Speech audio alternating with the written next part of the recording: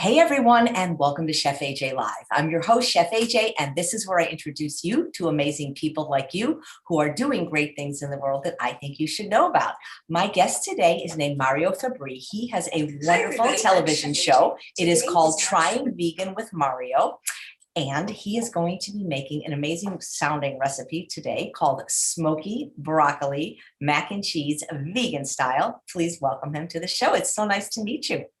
Yeah, you too, Chef AJ. Thank you so much for having me. I am so excited because this is smoky barbecue mac and cheese. This is perfect for the summer weather we're having. I know a lot of families are getting outside. You got some non-vegans and some vegans grilling up on the barbecue. You want to get involved. And this is a great way to bring something that's vegan, something that has explosive flavor, and it's going to get everybody super excited to try it out. So thank you for that. Anytime you put smoky in a recipe, you have me.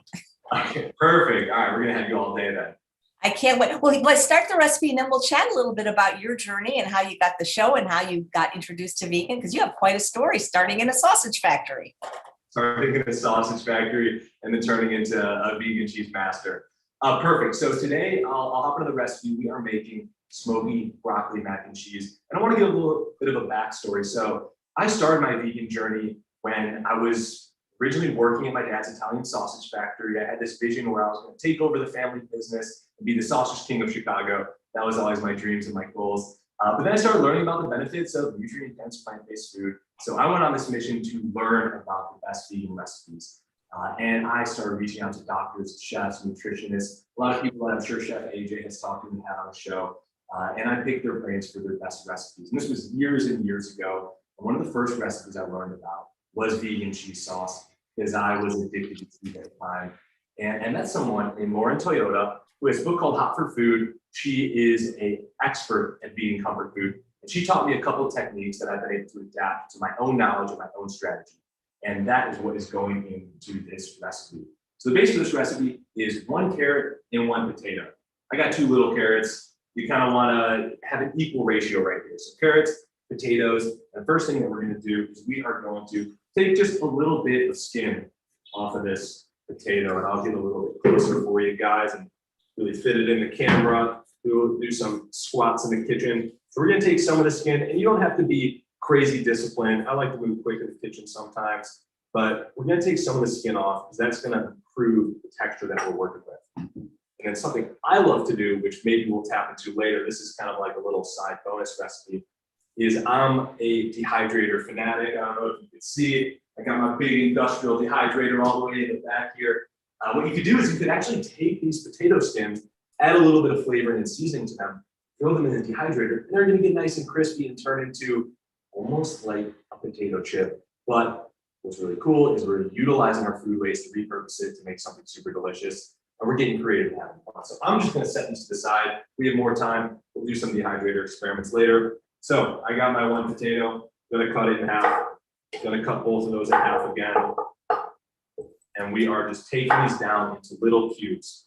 Super simple. Dehydrator, what kind of dehydrator was that, Mario? So this is actually called the Sahara dehydrator. And it's like one of my favorites. One thing that's really cool about it is it actually folds up into a really small size so you can like easily store it. So it looks super big, but it's got amazing technology and it's really easy to fit in your kitchen. The Sahara dehydrator, I've been working with them for a while. They're actually one of the first companies that I started doing cool cross promotions with, and they loved my mission and said, "Hey Mario, can we hire you to make a couple of recipes?" And I was just like, "You need to tell me you could actually hire me and pay me to do these things that I'm like kind of trying to do anyways." So that has been a huge thing. Shameless plug right there. Check out the Sahara dehydrator. I call it the Rolls Royce of dehydrators. It is nice and fancy. So we got our chopped up, cubed up potato, and we're going to set that aside. Now we're going to do the same thing with these carrots. We want to cut these down into a more convenient size. Take the stems off, set those aside, dehydrator magic later. Cut those to a very similar size to the potato. So here we have carrot and potato. We're going to drop this into some water that I already have boiling. In goes the carrot. In goes the potato. Again, every time I do this, I'm just like, what am I doing? Carrot, potato, trying to make cheese. It just doesn't make any sense, but it comes together in the end. So that is step 1. We're going to let that boil and let a little air coming out of the side so I can watch it pretty easily. But we're going to let that boil until it's soft enough to just like stick a fork in it and easily slide out. That's going to be the base for the texture for this recipe. But now we're talking smoky. Let's get into some of the flavors. Grab your blender. You want a powerful blender if you got one. If you don't, you can even use a food processor for this. That works great as well. And now we're going to start adding in some more base texture. I like to eye it. I think I gave AJ the written recipe, so if you guys want the written recipe, go ahead and check that out. But you can eye it, and once you make this once, you're going to make it a little different every time because it's fun to experiment with. So I'm going to add in, I don't know, maybe about a half cup of coconut milk. We got nutritional yeast. I'm sure you guys have heard about that. Normally I'm on a show and I'm like giving my passionate pitch about nutritional yeast, but I'm assuming everybody here knows about Nooch. This is the cheesy flakiness. I'm going to add in about 3 tablespoons to this recipe. Then here's where we're going to get into some smoky flavors. Smoked paprika. Okay. Yeah, that's my favorite spice in the whole world. Oh yeah, smoked paprika. This packs a punch, I'm telling you. So we're going to add in a bunch of smoked paprika. There's different ways that you can modify this recipe, which I think is super interesting. The first time I ever tried it, when I was cooking with Lauren Toyota, we did it with pickled jalapenos and like some jalapeno brine. It's usually like comfort food magic, so we're throwing in some olive oil and we're making it real like umami and like hot at the same time. But you know, I was like, how can I make this without the oil? How can I make this not so spicy, more summery? So that's where I came to the conclusion. We're gonna go with a smoky design. So we got smoked paprika. Another brilliant ingredient for flavor. This is miso paste. We're gonna add in a dollop, maybe even 2. We'll taste it later. Miso paste, lots of umami flavor. Turmeric, great for the color. These spices don't want to come out. I'm just like, I want a lot of spice. There, that's a lot of turmeric. There you go. Mario, people are asking about your saucepan. What kind is it? About this one right here? Yep. This is called green pan. I'll give you guys the close up. And I'm like learning about the best saucepan. So this is green pan. It is like a monster. You can see it kind of fills up my whole body. But it has a ceramic coating and it just like is non-stick, works really well. I'm still investigating more pans if you guys have suggestions, but this works like a charm. Thank you. Yeah, you're welcome. All right, we got our seasons going in. We're gonna throw in a little bit of garlic. Of course, you gotta have garlic. We already got the turmeric, we got the nutritional yeast, a little bit of the pink Himalayan salt. If you wanna make yours a little bit salty, I know some people are gonna oil and salt. That's okay, I'm throwing it in there. Black pepper. Or flavors. Here, tomato paste. So when we're making these recipes, you got to think about a cheese. Like, what are the elements to a cheese? We got our fats, but then there's like that like zesty kick, some acidity. So I like to use tomato paste to add some of that acidity in there, and some of that sweetness. And we're also going to throw in. We're going 3 tablespoons of this. I'm filling it up. Set that aside. But for a little bit more of that zest, we are going to add in some lemon. Roll it out a little bit, it makes it easier to juice. Cut off just a sliver from the end. Catch some of those seeds.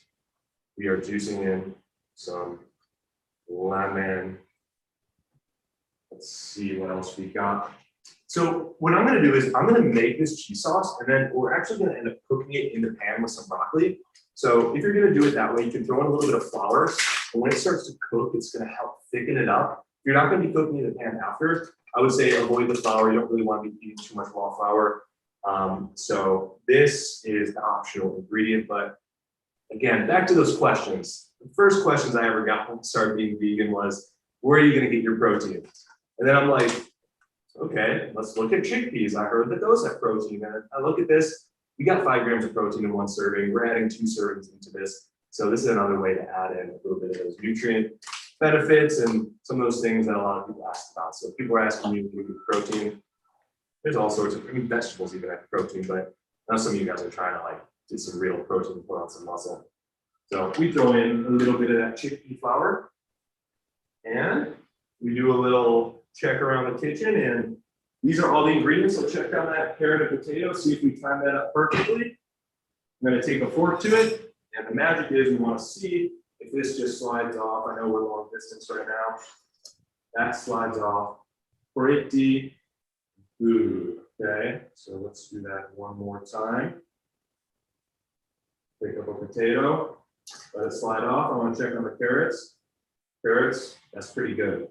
You could let it go a little bit longer, but I'm feeling pretty good about it. We are going to take our spoon and I'm going to add in a carrot and my potato to my blender. This is what gives it the texture. Carrots, potatoes into the blender. And again, if you want to do the jalapeno version, instead of adding the smoked paprika and the miso, you add in pickled jalapenos and a little bit of the brine or liquid from the jalapeno jar. That's going to give it that spicy kick. Like, picture you're at a baseball game or you're at a circus, a carnival. They have that like kind of like cheese drip jar that just comes out, and they have the yellow chips and they have the pickled jalapenos on top. This is better than that's ever been. I'm telling you, it's one of my favorites. I got a couple more falling behind carrots. Let's get everything in there. And then throw it on our blender. Perfect. Blend it up. Now we want to get this like a long blend. We really want it to like get that thick texture, okay? We might do this.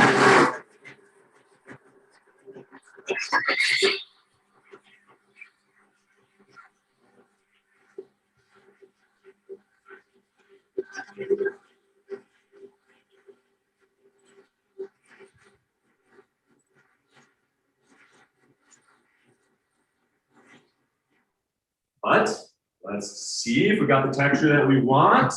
If not, we'll throw in a little bit of vegetable broth. Let me bring this up to the camera for you guys. Get a good look inside. Ooh, can we refocus on me? All right, it's a little bright, but It looks so real. It looks just like ballpark cheese. yeah, that is ballpark cheese at its finest right there. So let's set that aside and let's clear a little bit of space. Next thing we're gonna do is we're gonna cook our broccolini, okay? Broccolini, I like to think of broccolini as broccoli's more intricate and more exquisite cousin. So broccolini is a little bit longer to the stem. It has a little bit more of a tender texture to it. So we got our broccolini right here. Let's heat up our pan and let's let that get a little bit hot. So while that heats up, we can kind of tap into some questions. I don't know if you had any thoughts or questions for me while we let that pan heat up and we get to the next step. Well, just more about you and your journey. I mean, I've listened to a couple of the podcasts, so I know, but I'm not sure everybody in the audience is familiar with how you came from sausage maker to vegan television chef. Yeah, cool. That's a great question. So when I was growing up, my dad owned an Italian sausage factory. It's called Fabbri Sausage. My last name is Fabbri. My grandpa Mario Fabbri started the sausage factory. So I was like born to take over the sausage factory. And I was eating the standard American diet, and I was eating all the foods that came with the Lunchables. And, you know, I love popcorn and I love trying different spice blends with my grandma. And that was like one of my biggest passions. But then when I was about 20 years old, I saw one of my best friends lose about 100 pounds by switching to a plant-based diet. And I was like mind blown. I'd seen this transformation and I kind of thought to myself, like, oh my God, like this food must have a huge impact on our bodies and our health. And, you know, I was blessed with a really good metabolism. You know, I'm like a pretty skinny guy naturally. I have to work hard actually to gain weight. But I started to think, like, what are some of the effects that some of this food could be happening on the inside of my body that I might not necessarily be realizing? So I started reading books. One of the first books I ever read was called Eat to Live by Dr. Joel Fuhrman. Then I read How Not to Die by Dr. Michael Greger. And it started to explain how, like, maybe eating sausage for breakfast, lunch, and dinner every day wasn't the best thing for my heart and for my long-term health. You know, my family has a history of heart disease, so I just started making all these connections, seeing all the dots just align, and it made so much sense for me to start changing the way that I food. So I didn't really know where to begin, and at the time, I was actually producing cooking shows as kind of a side hobby. And I had a video production company, I had some people working for me, so I was kind of in the right place at the right time. But a lot of the shows that I was working on, they were all super unhealthy foods. I'll never forget, like one of the last episodes I filmed, we were doing fried mac and cheese balls in a deep fryer. And I was like learning about all this healthy food. So, you know, I felt like I was learning about something that could be so helpful for people, putting some content out into the world that could be so harmful for people at the same time. So that's when I decided, what if I create my own cooking show where I reach out to these doctors and these nutritionists and these chefs and these experts that I read their books, I watched their documentaries, and I wanted to learn, how could I find some food that tastes really good, that's relatable to me, that's going to make me feel my best and thrive in the long term. So I started reaching out to those chefs. I created a cooking show called Try and Vegan with Mario, where I would invite, and I'm going to chop these up and throw these in the pan while I'm talking, where I would invite some of those experts who wrote the books that I read into my kitchen to teach me their best recipes.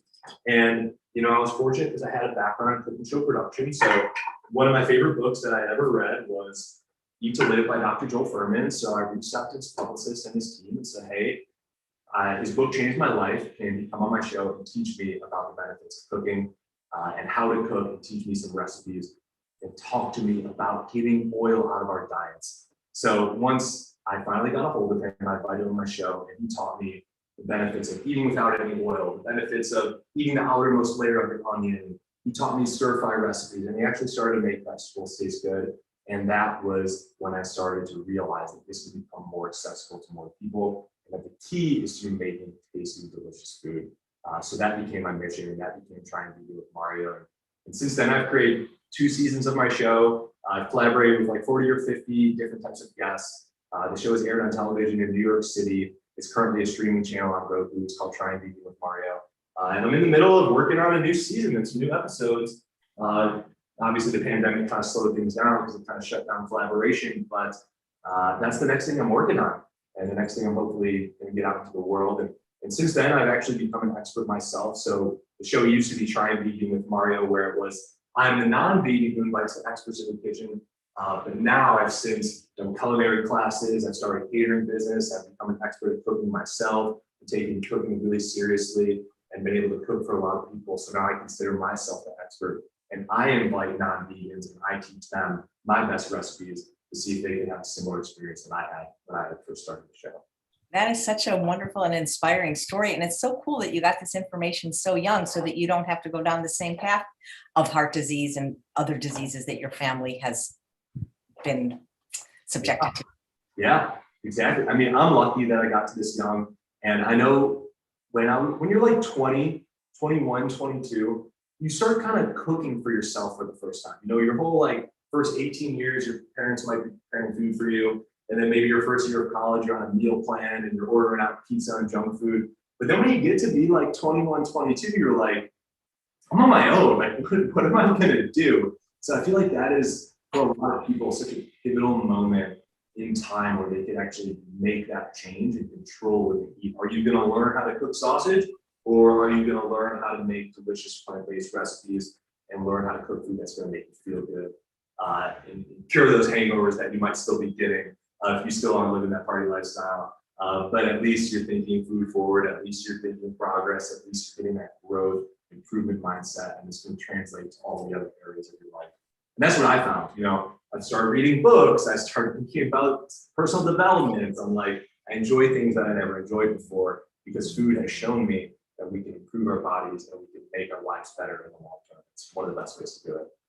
So what does your sausage making dad think of this? That's a good question, one I get a lot. So I'll tell you, the first time I learned about vegan food, I'll never forget. And like, guys, like, learn from this mistake. I was like so hyped. I thought vegan was the solution. Everything. I thought everybody had to drop what they're doing and go vegan. And I was like going home for winter break. I was like, I'm gonna make my pitch to my dad and convince him and change everything. And it was for Christmas that I was going home. And I'll never forget, we always had these recipes and these meals that my grandma created, and we always cooked them together. And it's one of those really big family moments.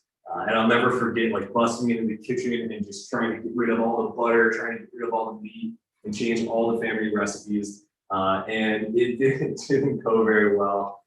And people in my family was just like, they just kind of thought I was crazy trying to force these things on them. And it was a hard time moving forward from that moment.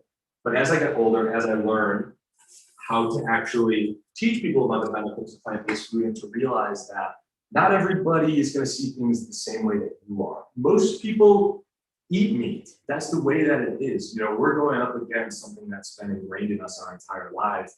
So maybe I should take a lighter approach, and maybe I should focus on good food. So instead of changing their recipes, the mission became, how can I bring something to the table that's going to make them excited and make them curious that they're going to enjoy it and do it that way. So that kind of started to become my approach, and I lightened up after a little while, and eventually my dad was trying my food, and he's like, hey, these saucy peas are pretty good. Maybe we don't need butter, you know? He's like, ooh, cauliflower, never tried that. That's actually pretty cool how you could transport it into a buffalo wing.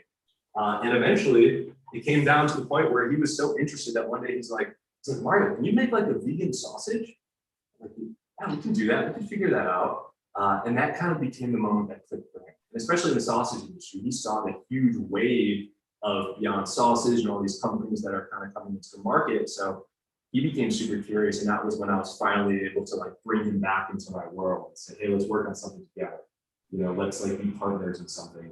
And we never made that final product, but it was that bonding moment where now my dad definitely eats more plant-based food. And it's definitely something that resonates with him more now than it ever has before. Wow. So have any of your friends or family actually changed their diet or maybe even gone full on vegan since they've seen your transformation? Not full on vegan. I will say that my mom eats a lot more plant-based food. She had like hip issues and she had arthritis and she was having hard times, and she like got into yoga, and with that she started eating healthier food. She's eating way more antioxidants. So my mom has actually made a big transition.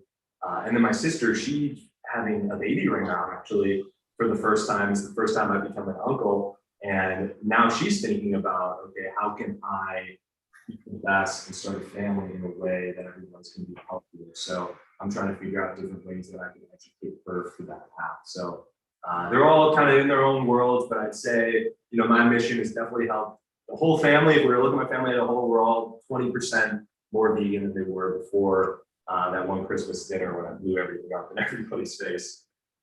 Wow, that's fantastic. Yeah. Carol says, would it be possible to substitute a lower fat plant milk for the coconut milk in this recipe?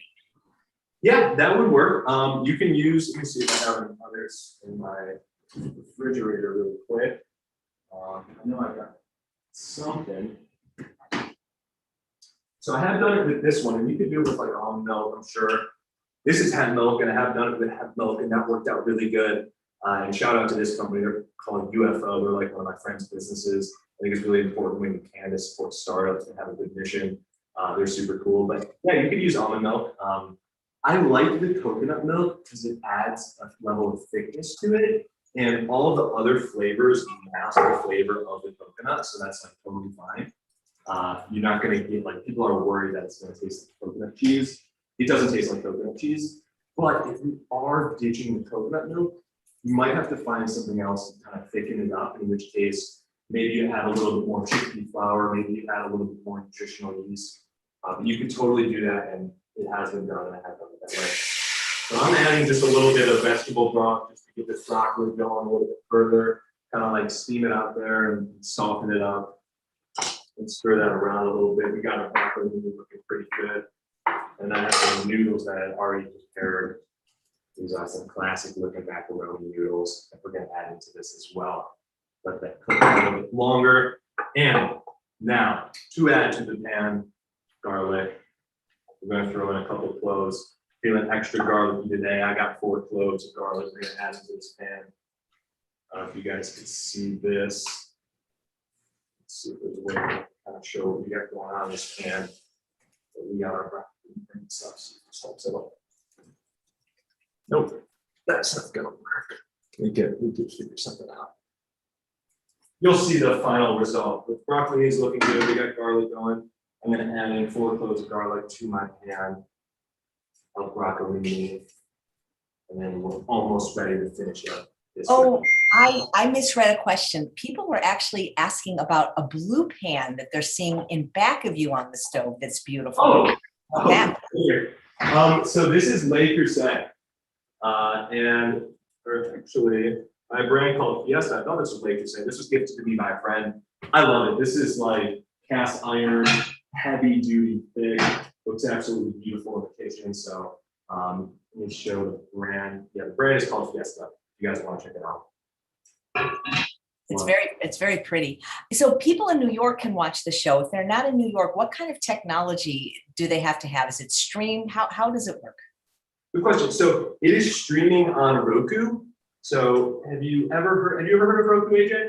I have heard of it, and we actually have it. It's in the garage, so now I can maybe install it so I can see your show. It's time to break it out. So Roku basically turns any TV into a smart TV. So you can then download apps. You can get the ESPN app, you can get the CSNBC app, whatever you're looking for. YouTube, you can get an app for it. And what Roku did is we worked together because previously Roku had just been distributing other people's apps and content. But similar to the transition of Netflix, where Netflix used to be just hosting other people's shows, and now almost everything is like a Netflix original, Roku wanted to start having some of their own original apps. So I was in the right place at the right time to partner with Roku, and they helped release my app as one of their like Roku developed apps.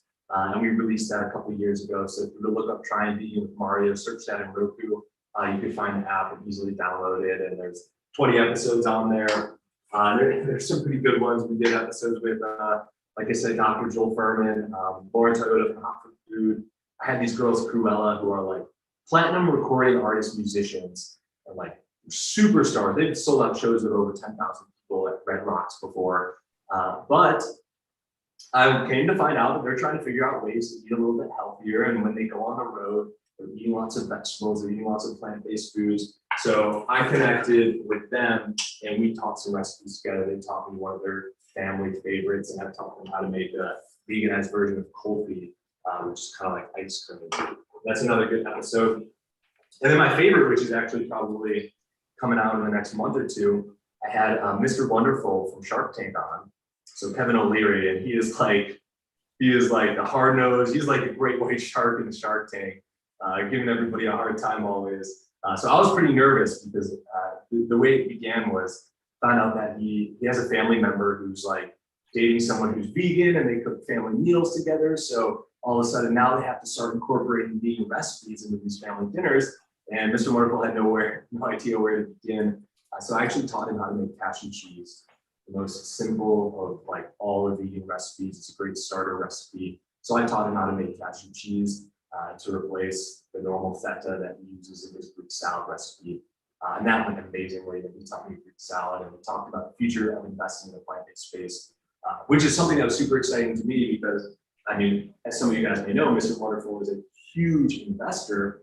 And I asked him, what are some of the trends? What are some of the things that you're looking forward to in 2021? And one of the first things he said was, people are looking to eat healthy. People are looking for purpose. What is your business's mission? Why should people care? Normally you see the Shark Tank devouring your financial numbers and your margins, but he was expressing a lot of empathy and gratitude towards the fact that a lot of us want to eat healthier, want to live better lives. And that was one of the things that he said, is he's trying to find investments in businesses that have a mission, that have a purpose. And he even said he's looking for vegan businesses to invest in as well. And I instantly lit up. So if any of you guys got an innovative sauce blend or a spice blend, now is the time to apply to Shark Tank. All right, our broccoli is looking pretty good. Now what I'm going to do is I'm going to add in some vegetable broth to my cooking broccoli. So right here, this is the broccoli and the garlic. Right here is the vegan cheese sauce that we made earlier. If you got to just tap it in. The base is carrots and potatoes. We added in some smoked paprika to give it that like smoky barbecue-esque flavor to it. And then of course the classics, the OG powder, onion, garlic, tomato paste, nutritional yeast, lots of good stuff going into our vegan cheese. So you're never gonna have another excuse why you're eating cheese with dairy in it after you try that. So we're looking pretty good in this pan. I'm gonna throw in my noodles with a little bit of vegetable broth to keep things moving. These were already cooked.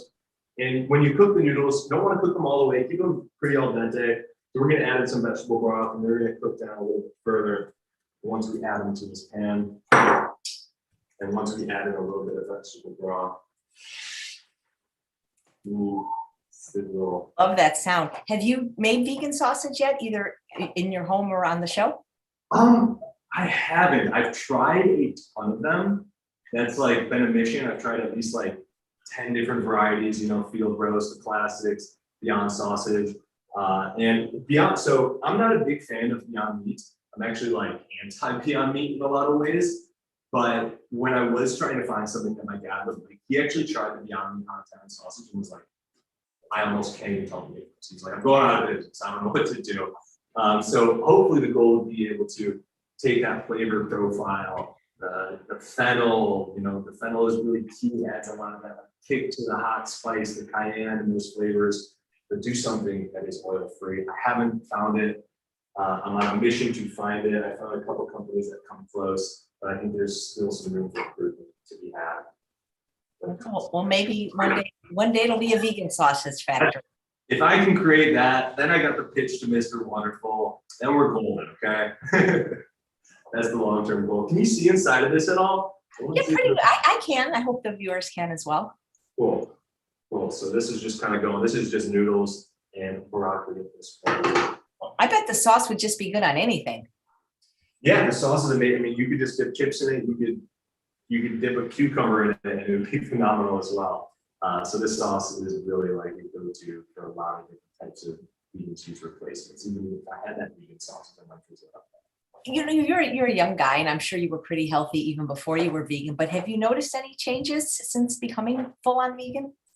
Yeah, I would say one of the biggest improvements was the way that I start my day. So I used to start my day with like a sausage, egg, and bacon sandwich and cheese, and it's just so much salt. And I feel like by lunch I would just feel deflated. You know, I like couldn't finish my day. I would need a nap when I was in high school.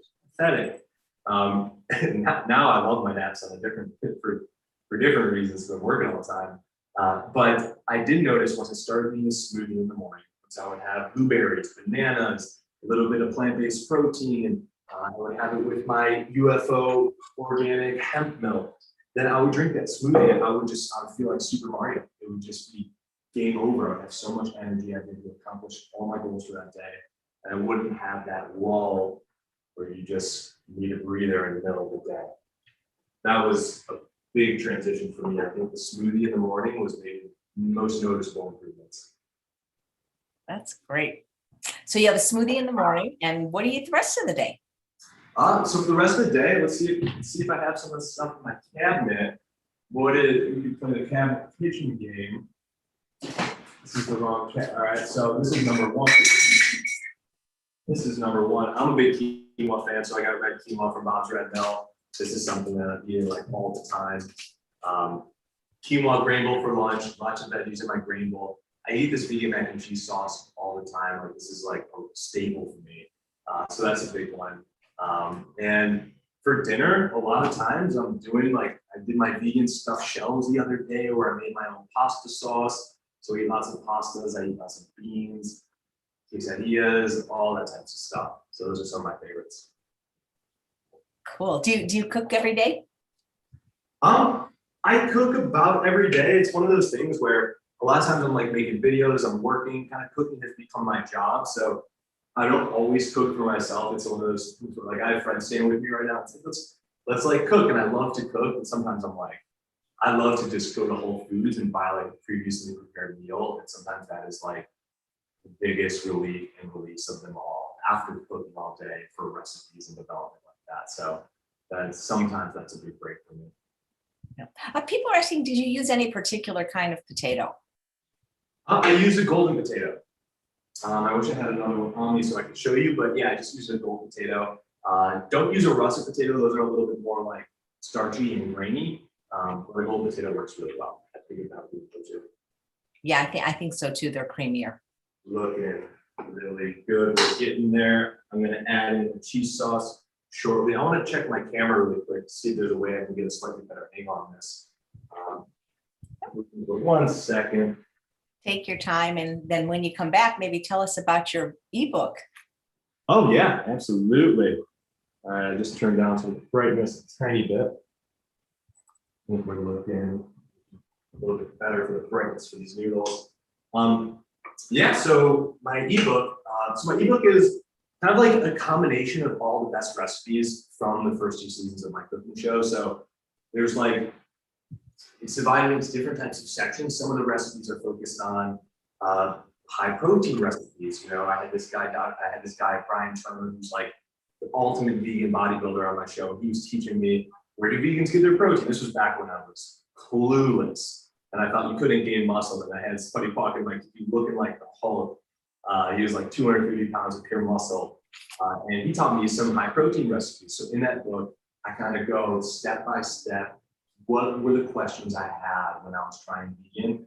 And what were answers to those questions? And how can I formulate this in a way where I give people recipes to answer those questions?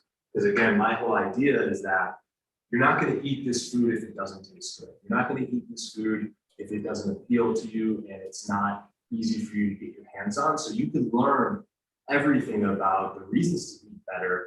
But if you're a picky eater like I was, and you don't really know where to begin, you're never going to make it to that next step. So in my ebook, I kind of go step by step. I'm like, okay, so then I had Dr. Joel Furman and I talked to Dr. Michael Greger and I learned about cooking without oil. So then I have a section where I answer those questions. What are the best recipes to prevent heart disease from the doctors that taught those recipes?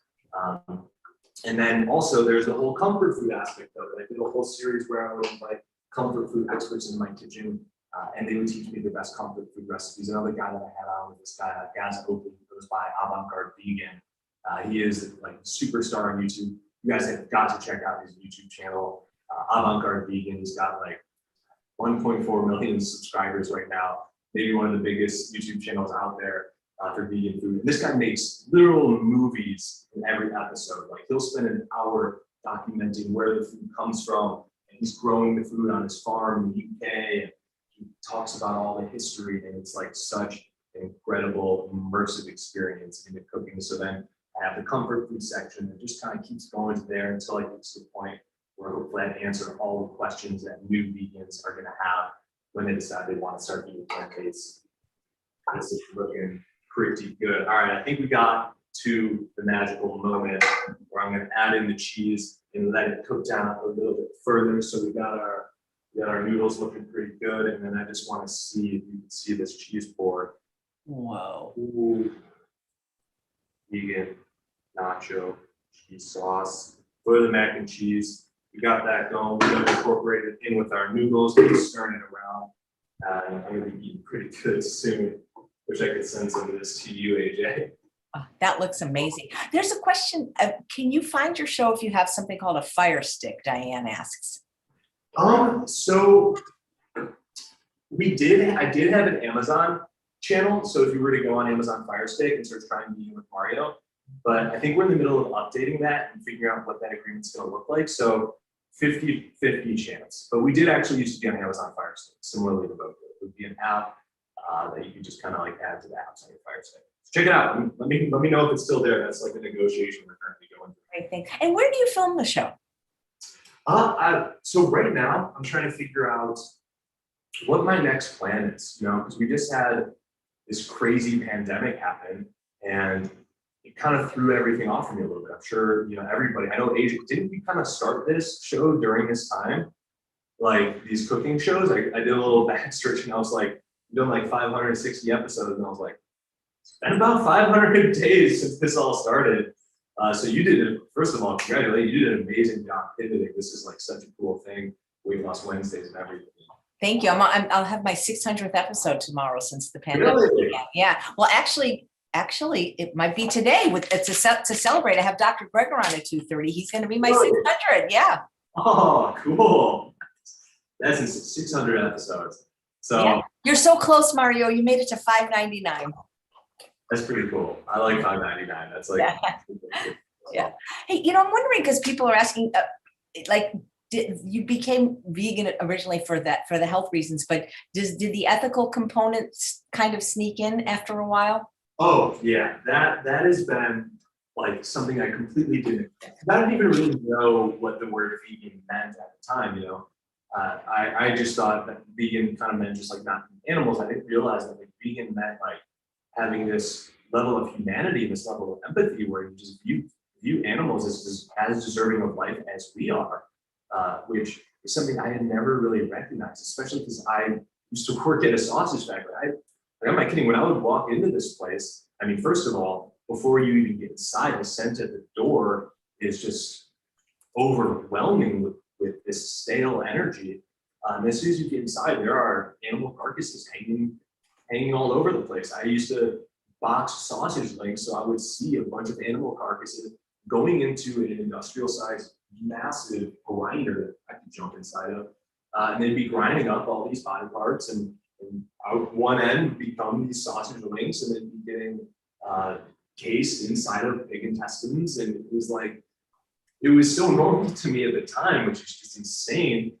And the thing is, I never viewed those as animals. As a kid, I never made that connection that this was alive before it had got here. This was an animal that had years of life and probably torture in an environment it didn't want to be in before it even got to this place. So those are things I didn't really recognize. And those are things that where I have some compassion towards people who aren't vegan. And I have an incredible, I mean, there's a joke of like vegans are the most patient people on the planet, or not. But I have an incredible amount of patience with people who are trying to start being vegan, but don't necessarily see that. Like I grew up fishing. Fishing was such a normal thing to me now. And I mean, back then, it's like you cast, you catch a fish, and you have this half a dead animal that you're taking a picture of, and you're hanging out outside, and this thing is suffocating. And you toss it back in the water, and chances are you've done enough damage where it's never going to bounce back in those moments. So I was so normalized by all these things. And then it took that moment where I actually saw these farm animals. I saw chickens, I saw cows in their environment with this new perspective, where I realized that I don't need to eat this animal for my body. And now I was like, oh, that's the animal that's hanging in the sausage factory. And once I realized that, once I watched some of those videos, if any of you have seen them, there's videos where you witness really what's going on behind the scenes at factory farms. I made that big connection. So now I think like that aspect is what's going to keep me doing this for the longevity. If you go into veganism because you want to eat healthier, that's not going to last. How many of us think about how many diets people have tried? You at home, if you remember a time when you like started a diet and then you quit that diet, or you took a break, or you had a cheat day from that diet? Well, if you view eating animals as a form of killing a life that deserves to live, that's not something you could cheat on. That's not a cheat day. You could cheat on a diet and get right back to it and get over that guilt way quicker than you can once you get to that place where you're viewing animals as sentient beings that deserve to live. So once I got to that place, there's no such thing really as a cheat day. These are animals that I don't want to cause this suffering to, and even just breaking on that once is going to cause an insurmountable amount of damage to something that deserves to live. So yeah, that's a great question. And it's something that I try and help resonate with people as well, because I have heard a lot of people, there is that kind of cross between plant-based and vegan, and which one are you and what are you doing, what's the difference, and it's really helpful to kind of define those terms and to view plant-based as a diet that you can cheat on, but being vegan isn't something that you can necessarily cheat on. So that's a really important aspect of this whole thing. So yeah, now that came later. So fortunately, a lot of people do get more interested in how can this be better for me? Where a lot of us, we are selfish human beings. In a way, I was selfishly thinking, how can I do something better for myself? And I think even at the time, somebody was like, the way to be better for yourself is to eat more animals. And I did trying carnivore with Mario. I might have gotten trapped into that trap. So it's so important to figure out a way to get to that place where we are viewing things, we're viewing animals in that different light. So that's a very important thing. That's a very good question. Well, Yeah. Isn't sausage mostly made from pigs? That, and that's, I'm Jewish, so we didn't eat pigs, thankfully. And I don't know if you're familiar with the documentary, The Last Pig, where a pig farmer actually became vegan. It's an amazing documentary, but pigs, they're not just sentient beings, they're smarter than dogs. And it blows my mind that people eat them. Yeah, that's insane. They're smarter than dogs. It's crazy. It's very sad. Yeah, sausage is mostly pork. You can have like turkey sausage, other types of things. But yeah, do you think anybody in the factory ever makes the connection? the workers, or are they blind to it, or they just don't want to think about it? I think it's out of sight, out of mind. I think a lot of, because they're not vegan, they're still working there. So I think a lot of people that work in those factories were kind of born into it. Like in my dad's factory, there were generations of families. There were grandparents and their kids working at the same factory. So, and I was going to be a part of that generation. So when this is just something that's generationally handed down to you, I think that, I mean, A, it's so normal, but B, you almost have to go against your family in a way if you want to break out of that, which I think is the same thing for like farmers. You know, I'm recently on TikTok, and TikTok is where it's a bunch of kids, and a lot of times I'll get in these. So I have a page on TikTok, and if you guys are on there, it's actually pretty entertaining. My page is called Vegan Recipes. It's doing really well. It's one of those things I started during the pandemic, and got very fortunate to find a lot of success early on. So we have like 275,000 subscribers to this Vegan Recipes page, but I am constantly in debates and conflicts with like 14 to 18-year-olds, and I like go on some of these people's pages, and they like work at their parents' farms. Like they are, in a way, they're defending their own family's livelihood. I totally relate, understand that. So I give them compassion, I give them empathy, and some of them, you know, it's hard to come to a productive conversation with, but I've even found a lot of people on there I'm helping convert. You know, I'll have somebody who will go on my page and say, why don't you try eating meat? And then I'll say, you know, the reason I'm vegan is because I actually do really enjoy the flavor of meat, but I just don't want to end up killing animals, and I'm trying really hard to find a way to enjoy both at the same time. So they'll be like, oh, that's really interesting. I never really thought about it that way. So there's definitely different ways that we can help people get to that place, which I think is super important. So journey, and this vegan mac and cheese is looking pretty good. So I'm gonna get a bowl and plate it up so we can get an official look at this. We'll bring it front row center. Let me actually give you a close up. This.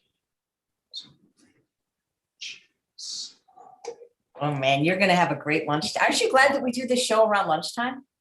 This is perfect. I had some people over, and they wanted me to cook for them, and I'm like, I'm gonna be cooking a bunch of food today, so you guys are gonna get a good lunch. So I'm gonna sit down and eat this with some friends. But yeah, look at this vegan mac and cheese. Every noodle is coated to perfection. This is dairy free. No harm was done, except for today, carrot and potato. Rest in peace. Ooh, yes, the good stuff, guys. Lauren wants to know, do you have any formal cooking training? So I never went to culinary school. I've taken a very unconventional path towards this. And so in general, even backing up in my story, so I didn't go to college, I didn't finish college, and I'll never forget, when I was going to college, I was interested in videography and film production. And I had a roommate who was going to film school at the University of Colorado. But meanwhile, I wanted to do the same thing as him, but I was watching YouTube videos, I was doing tons of tutorials, and I was just getting like serious life experience on how to become a videographer and how to become a professional cooking show producer.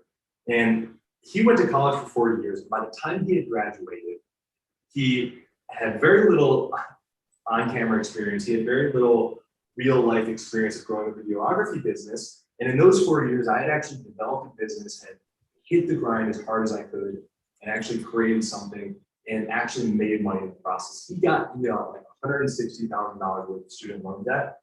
And I was making money doing the same things, learning faster and better. So I have this view on learning that's a little bit different than maybe most people, where I believe that if you're ambitious, if you're driven, if you're passionate enough, you can learn a lot of things on your own in a more unconventional manner. So when I wanted to learn how to become a chef, I sought out mentors. I sought out teachers. One of my friends, she's a private chef for celebrities in Los Angeles. I met up with her. I was like, what can you teach me about cooking? Can I intern for you? Can I follow you around? Can I shadow for you?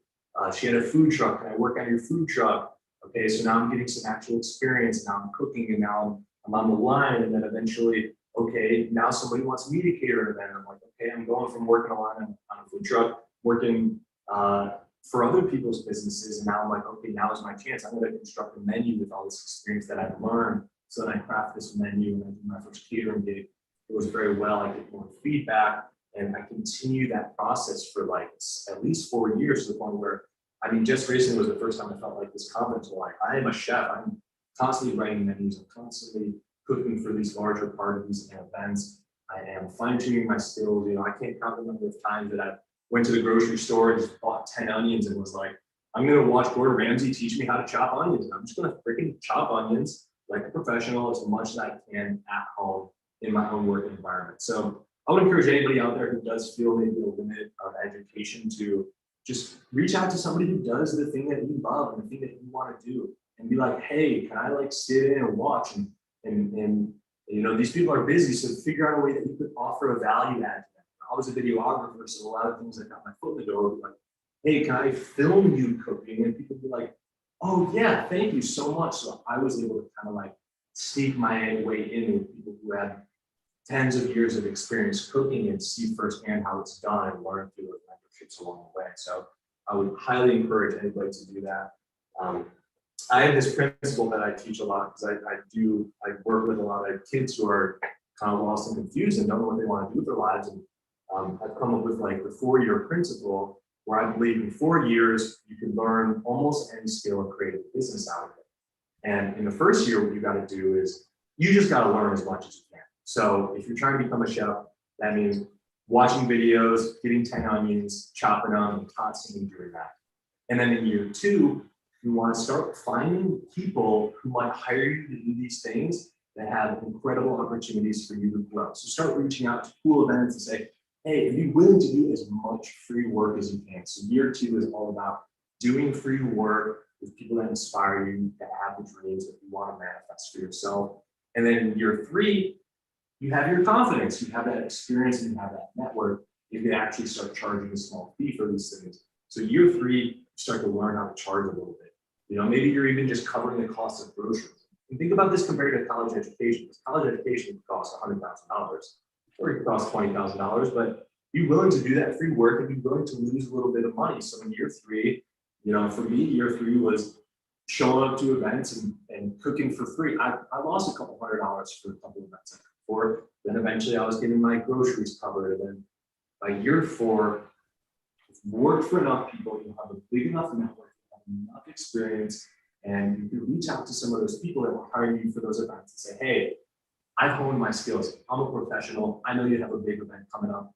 I'm your freaking guy, and this is how much I charge like a professional. And I believe that that's a strong way to get to the place you want to be. And that's kind of the methodology that I've taken. And, you know, it's the 4-year principle. It's as long as a college education, but you're probably working harder, but you're working from a place of passion, and you're working from a place of purpose, and you're working with people who are really doing it. So that's some advice I'd give anybody who wants to, you know, maybe switch up your career or even become a chef, but maybe doesn't have the accessibility to go to a culinary institute. There's other ways to do things. Right. Well, that's fantastic. People are commenting that you've got some leftover cheese sauce in your blender.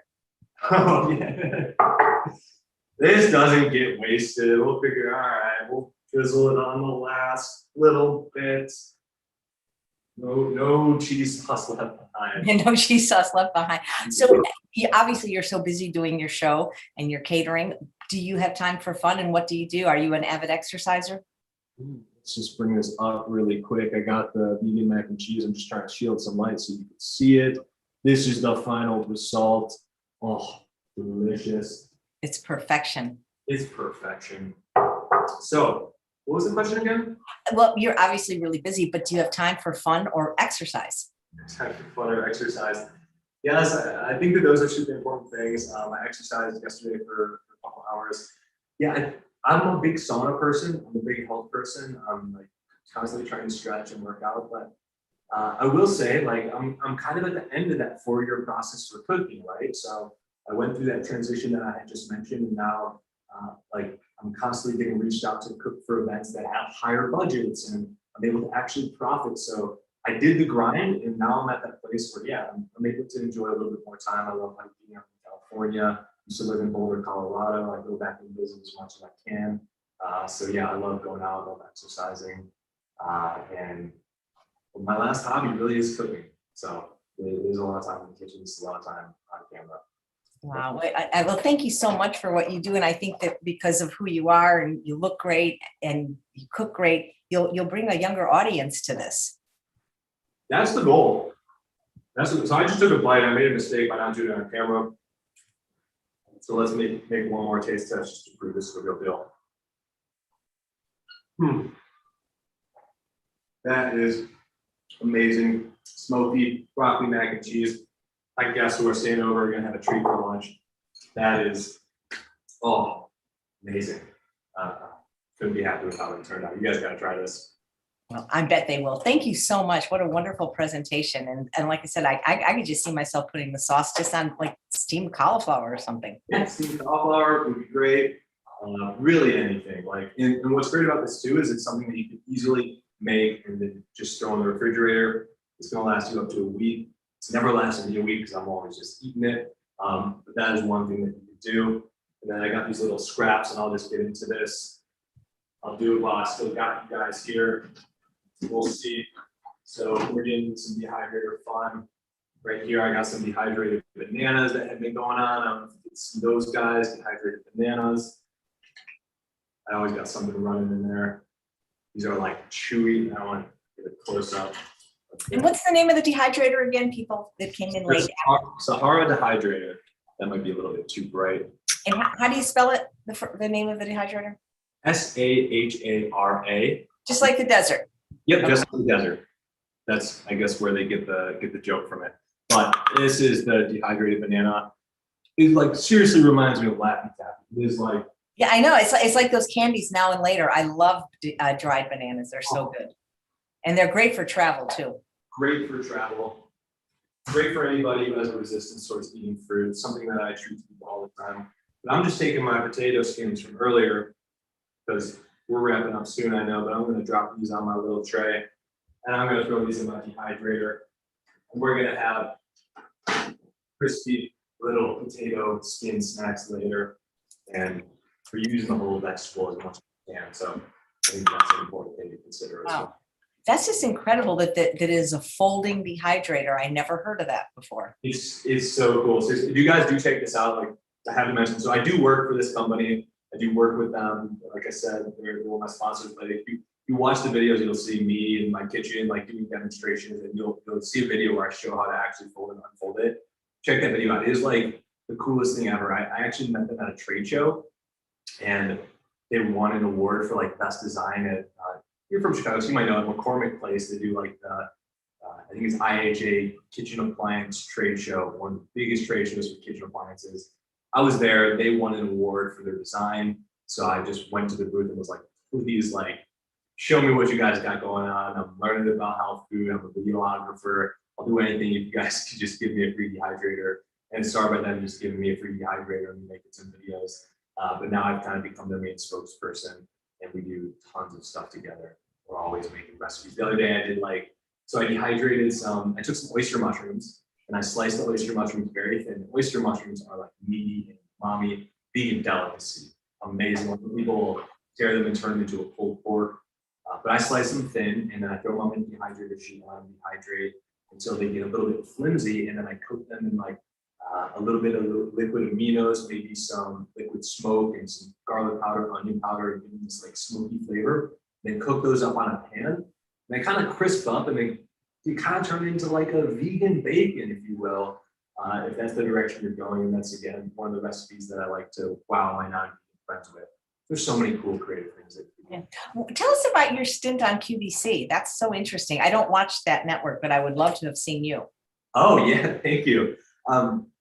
All right, so I did a waffle demonstration on QVC for one of my original kitchen appliance videography clients. So I've been working for this company for many years, filming their chefs demonstrate their kitchen appliances. One day they fired their main chef and they had this new waffle maker and they need someone to demonstrate the waffle maker. So I kind of volunteered and I was like, I've been training to cook. I've been directing people for a long time. And I think I could hold my own on camera. So I went on camera for the first time to demonstrate the waffle maker for a small in-house video. They loved my performance of the waffle maker. I loved being on camera. I was terrified, but it was fun. It was cool. And the waffle maker just started to pick up steam. They were selling like crazy, and actually got picked up for QVC, which is like one of the biggest shopping networks on television. The waffle maker got picked up on QVC within like 2 or 3 weeks of me making that first video on camera. So they were like, Mario, you're the waffle guy now. So why don't you call on QVC and do this live demonstration in front of hundreds of thousands of audience members? And I was like, I guess so. Like, let's do it. I'll try it. I enjoy doing things that scare me. They're a cool opportunity. So I got picked to go on QVC and do this waffle maker demonstration in the kitchen with David. It was an 8-minute demonstration. And in those 8 minutes, I was supposed to cook like 6 waffles. If you ever cooked a waffle, they take like 3 minutes-ish to cook. So before I even stepped on camera, they already had waffles cooking. And then while those were cooking, my job was to be removing I was told to always be removing a waffle and then cooking a new one. This is one of my first times ever on camera. And I'm not a waffle expert or pro. I was pretty prepared, but I'll never forget, it started going really well. Pull out the first waffle, I played it up. David says something cool. He tells me we're selling lots of waffle makers. I'm like, great, let's keep going. We got our next waffle. I'll never forget, about 4 minutes in, it just starts smoking on set.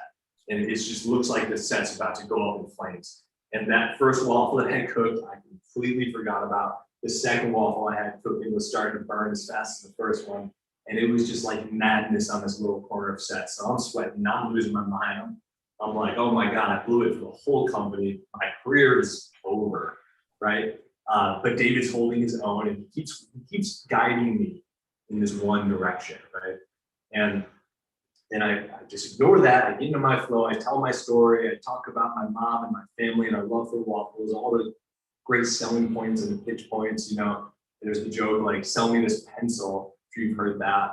I get into that mode where I'm just like in full sales mode. It's going pretty well again. And I walk off set and I'm like, it's over. I'm so sorry, guys. I blew it. We burnt the waffles. Like, that was a disaster. Head down, and I felt horrible. And then the first person that calls me after I walk off is the CEO of the company. And he's like, Mario, you killed it. That was amazing. He's like, we sold out waffle makers in those 8 minutes. So our goal was to sell half. We sold out all of them. It absolutely did incredibly. But I was just so shaken up from the moment of those waffle makers that I couldn't really accept that compliment. And I never really watched the episode for like a while. And then eventually I watch it and it looks really good. Everything goes smoothly. And thank God for good cameramen and editors and real-time adjustments. No one saw the waffles burning. Nobody saw the smoke on the set. Everybody saw the guy who was just trying his best to really share his passion for waffles.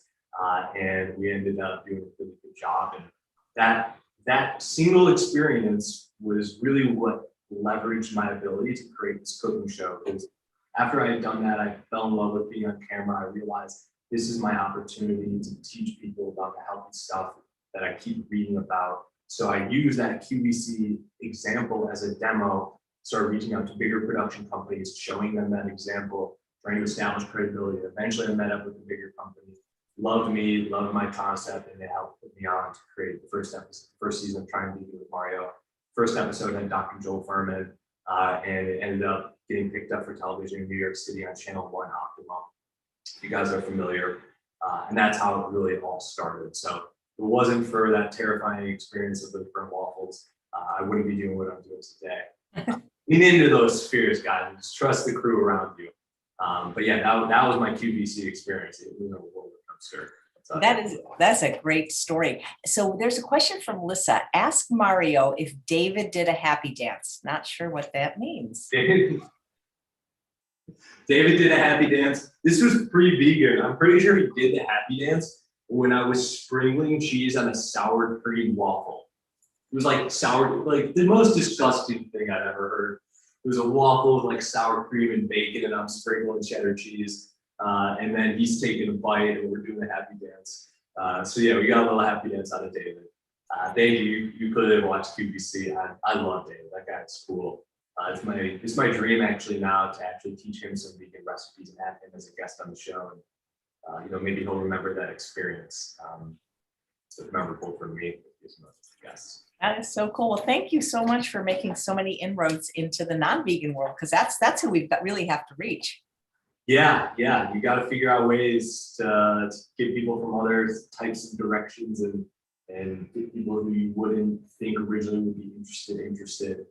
And especially people with power and influence over the world. It's a weird thing to think about, but like a couple people telling you, watch this documentary can change so many people's lives. So if I could get somebody like David to give a positive endorsement towards veganism, he has a lot of people that respect his opinion. If he really felt it in the moment and he was like, you know what, I'm going to start doing meatless Mondays, and I might not be vegan, but I encourage everybody to eat a couple, less animals and a couple more plants. That's huge. That could save so many lives when it gets boiled down to the actual animals that are suffering those conditions. So that's the goal. That's what it is. How can we build a business that it grows the more that we help people? That's what we're up against these days. You see people racing to go. We see the billionaire race to go to outer space. I saw I saw a joke. It was the Washington Post. The Washington Post was like, "Why the billionaire race to outer space is a good thing for humanity." And then the next article was Jeff Bezos buys the Washington Post. I'm like, we're up against something, you guys. So we really got to fight. We got to innovate. We got to create good businesses. You can't just sell all of our great businesses to Tyson Foods. There's so many of these great vegan companies that have these great values, but you find out, buying this is increasing their ability to raise more chickens. That's screwed up to me. That's not there's so much research, there's so much digging that we have to do. And I've made it my mission and my goal and my life's purpose to do as much of that digging as I can and hopefully teach people through that process. And hopefully people can learn through my own curiosities, because I'm not always an expert, but I'm on a mission to understand in the most layman terms as possible. Right. Well, thank you so much, Mario. It's such a pleasure meeting you. And that recipe does look amazing. I'm going to definitely make the sauce. Awesome. Yeah, you're welcome. AJ, thank you so much for having me. Over quarantine, I will say, for the past year, I have mentioned what I do for a living, and I have had at least 10 people ask me if I've been on Chef AJ's show. So I know. I think that's how we found you, is people kept asking, and so finally we connected. I'm so happy, and I'm so sorry I didn't know you when I lived in LA. No, it's fine. If you're ever back out here, I'd love to collaborate in person. But keep doing what you're doing. You're killing it, making things happen. Right. Well, if you ever want an OG on your show, vegan 44 years, so that might be a record for your guests. Absolutely. Thanks so much, Mario. You were just an absolute delight. And thanks all of you for watching another episode of Chef AJ Live. Please come back in 2 hours for the 600th episode with Dr. Michael Greger. Thanks again, Mario. Have a great lunch. I know you will.